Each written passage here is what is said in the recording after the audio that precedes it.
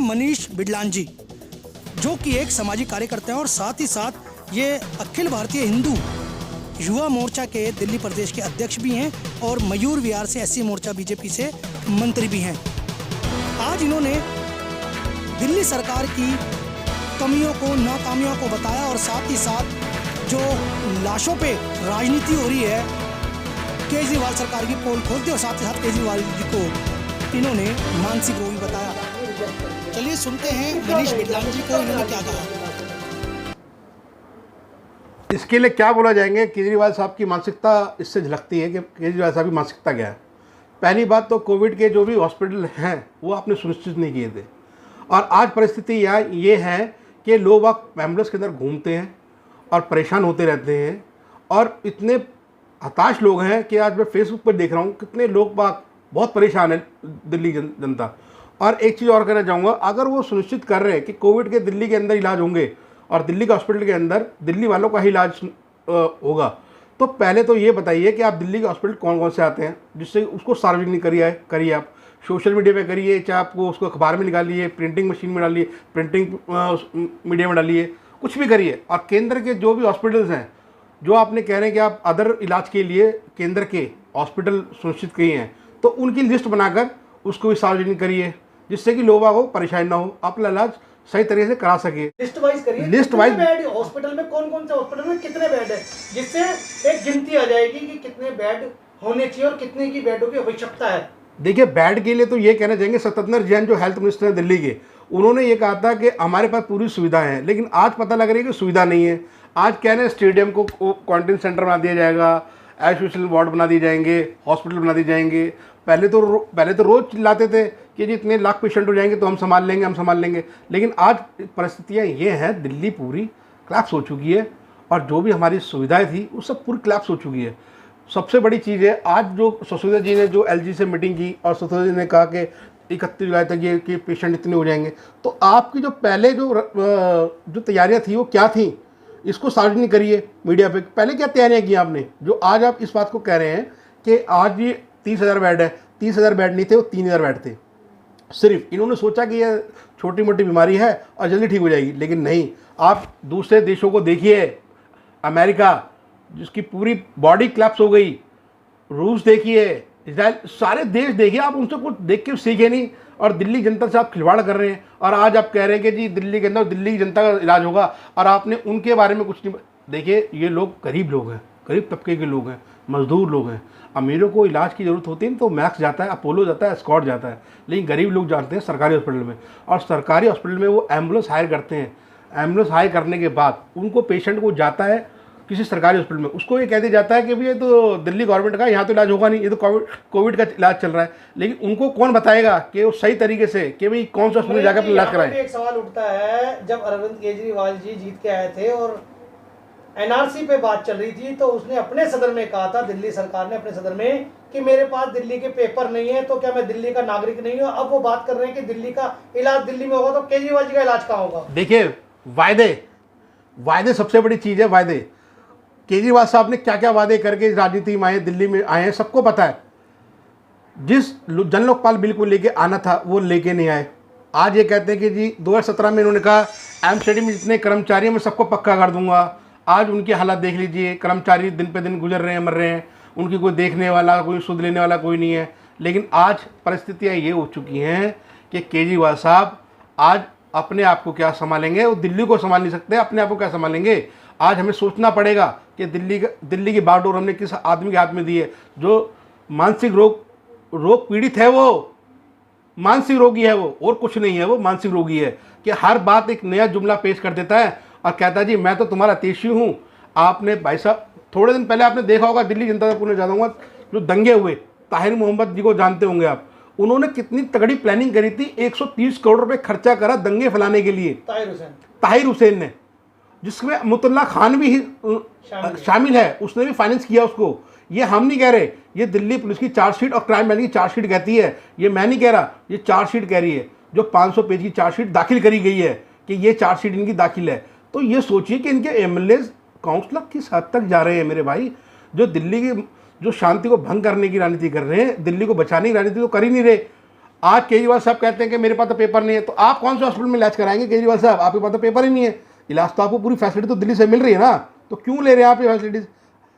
आज आयुष्मान योजना जो मोदी जी ने लागू की थी, जिसमें 5 लाख रुपए का इलाज गरीबों को मुफ्त था, आज अगर वो कराते तो कम से कम अपना इलाज जाकर वो मैक्स में या अस्कॉट में जाके इलाज तो करा सकते थे।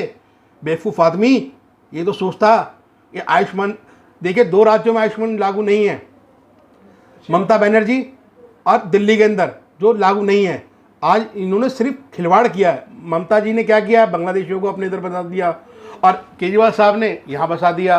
अब केजरीवाल साहब के कहने पे तो 5.2 एकड़ के अंदर जो मुस्लिम जो बसे हुए हैं वो सारे उनके कहने पे तो बसे हुए हैं। इनका वोट बैंक है वो सारा, जो अमरुल्ला खान ने बनाया है। रातों रात उनके आधार कार्ड बनाए, पैन कार्ड बनाए, वोटर आई कार्ड बनाए। तो ये एक साजिश तो है, पता नहीं क्या इनके मन में चल रही है। दिल्ली को जोड़ने की बात कर रहे हैं, तोड़ने की बात कर रहे हैं, दंगे फैलाने की बात कर रहे हैं, किस तरफ जा रहे हैं?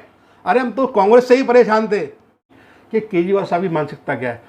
जो अमरुल्ला खान है, जो उनके एरिया में पड़ता है 5.2 एकड़ जो पड़ता है, जहाँ ये बसे हुए बांग्लादेशी, ठीक है, उनको राहत सामग्री उनको प्रोवाइड कराई गई है। जो अदर जो गरीब लोग हैं, तबके के लोग हैं, जिनको ज़रूरत थी, उनको नहीं कराई गई।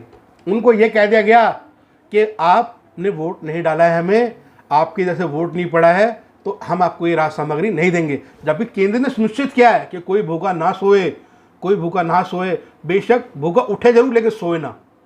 ये सोचना पड़ेगा कि आज ये देश की तरफ किस तरफ जा रहे हैं। ये सिर्फ अपनी रोटी सेक रहे हैं, रणनीति रोटी सेक रहे हैं और कुछ नहीं कर रहे हैं। आपने देखा होगा जनता में कोरोना का टेस्ट हॉस्पिटलों में जनता का नहीं हो पा रहा है, इस पे क्या कहेंगे? देखिए 4-4 दिन 5-5 दिन पेशेंट को हो जाते हैं टेस्टिंग कराए हुए, और उस टाइम उसके बाद उसकी पीरियड की उसकी तबीयत इतनी ज़्यादा ख़राब हो जाती है कि वो बेचारा डेथ ही हो जाती है। जब उसकी रिपोर्ट आती है ना तो डेथ हो जाती है उसकी। ऐसे बहुत केसेस हैं दिल्ली के अंदर जो हुए हैं, जिन्होंने सोशल मीडिया पे अपने पोस्ट डाले हैं। और अभी केजरीवाल साहब ने कहा था कि ये जो पोस्ट जो LNGP हॉस्पिटल की थी, उन्होंने कहा ये पोस्ट दिल्ली की है ही नहीं। तब जबकि एक पेशेंट ने खुद वो वीडियो बनाई और उसको सार्वजनिक करा पोस्ट डालकर, और ये बताया उसने कि ये LNGP अस्पताल की हालत है, उसने अंदर से दिखाई। क्योंकि हॉस्पिटल में जाना इस टाइम तो मौत के मुंह के बराबर है, क्योंकि कोविड के पेशेंट हैं LNGP के अंदर, तो जान सकते लोग डरते हैं। लेकिन अंदर पेशेंट की बता रहे हैं कि ये LNGP हॉस्पिटल है। उस पर भी राजनीति क्या कर रहे हैं कि बीजेपी का आदमी होगा। अरे यार, ये बीजेपी का आदमी होगा? अरे पेशेंट का दर्द सुनिए, उसका दर्द देखिए कि क्या हालत है उस पेशेंट की। 10-10 डेड बॉडियाँ पड़ी हैं, उनके पे चद्दर ढकने वाला कोई नहीं है। मनीष जी, यहाँ एक सवाल निकल के आता है, देखा जा रहा है जो चीज़ें आप बता रहे हो, हॉस्पिटल की जो वीडियो थी वायरल, क्या बीमारी ये देख के पकड़ती है? ये आम आदमी पार्टी का है या कांग्रेस का या बीजेपी का? बीमारी ये देख के पकड़ती है क्या? देखिए बीमारी है।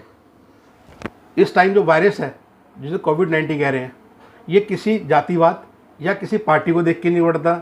आपने देखा होगा अभी पिछले दिनों मध्य प्रदेश के जो हमारे जो बीजेपी में शामिल हुए हैं, ठीक है, तो उनको भी बेचारे कोविड हो गया, उनकी मदर को भी कोविड हो गया। तो क्या वो बीजेपी पहले को कोविड नहीं हो सकता क्या? ऐसा नहीं है, ये बीमारी सबके साथ है, होने को सबको हो सकती है। अब आपने इंग्लैंड में देखा होगा, राष्ट्रपति को हो गया उनके। तो ये कोई वोट देखती नहीं है, जातिवाद नहीं देखती। लेकिन जातिवाद का जहर जो पार्टियां घोलती हैं, वो चीज सबसे मेन चीज है। एक सवाल और निकल के आता है, यहाँ देखा गया जब अभी जो NRC को लेकर तमाम पूरे विश्व में अच्छा दंगेबाजी हुई, सभी जगह हुई, सभी पार्टियों ने जाकर उसको समझाया भी। जैसे JNU हो गया, JNU यूनिवर्सिटी में सभी जाके समझाया भी, चाहे कांग्रेस हो गई चाहे बीजेपी हो, आम आदमी पार्टी का एक भी कोई भी प्रवक्ता वहां जाके नहीं समझा पाया। देखिए आम आदमी पार्टी की मानसिकता यही है कि दंगे भड़काओ और हम ठोप देंगे बीजेपी पे, जबकि बीजेपी का कोई इसमें रोल नहीं है। ये जवाहरलाल नेहरू यूनिवर्सिटी है, ये जवाहरलाल नेहरू जी के नाम पे बनी, जवाहरलाल नेहरू ने ही बनवाई थी। तो आज उसके अंदर क्या हो रहा है, एक आरक्षण के नाम पर पढ़ाई करते हैं, और उसके अंदर अभी आपने देखा एक नया नेता वहाँ से पैदा हुआ था, कन्हैयालाल जी, वो नेता बने। आज वो मीटिंगें कर रहे हैं, लोग मीटिंग जनसभा कर रहे हैं, और वो पहुँच गए वहाँ पर बेगूसराय कि जी मैं तो वहाँ से इलेक्शन लड़ूंगा MP का। अगर वो इलेक्शन जीत भी जाते तो वो MP बन जाता ना।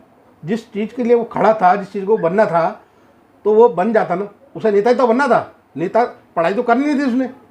अरे 50-50 साल तक पढ़ाई करो, कौन सी पढ़ाई है यार? अगर तुम पढ़ाई करोगे तो काम कब करोगे, अपने घर परिवार कब चलाओगे? तुम पढ़ाई में लगे रहोगे तो?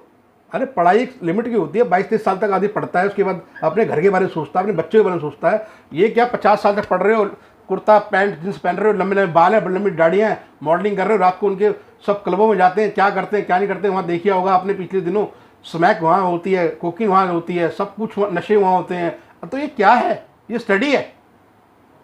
सर धरना प्रदर्शन खूब किया, जेएमयू हो चाहे एमयू हो चाहे जामिया इस्लामिया हो, धरना प्रदर्शन खूब किया, खूब हजारों की संख्या पे रोड पे रहे, लेकिन इस महामारी में कहीं भी एक मानवता की मिसाल नहीं बन पाए, कहीं सेवा नहीं करी इन्होंने।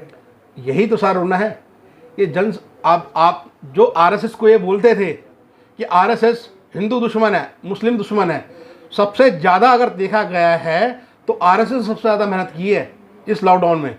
उन्होंने किट वितरण किया, खाना वितरण किया, अपने स्वयं सेवक के रूप में अपने धरती पे उतरे, जमीनी स्तर पे उतरे कि देखिए मानवता सबसे बड़ा है, नर सेवा है, नारायण सेवा है, यही है। हमने क्या लेके जाना है दुनिया से? कुछ लेके जाना है, किसी का भला कर दे वो सबसे बड़ी चीज़ है। अगर कोई भूखा नहीं सो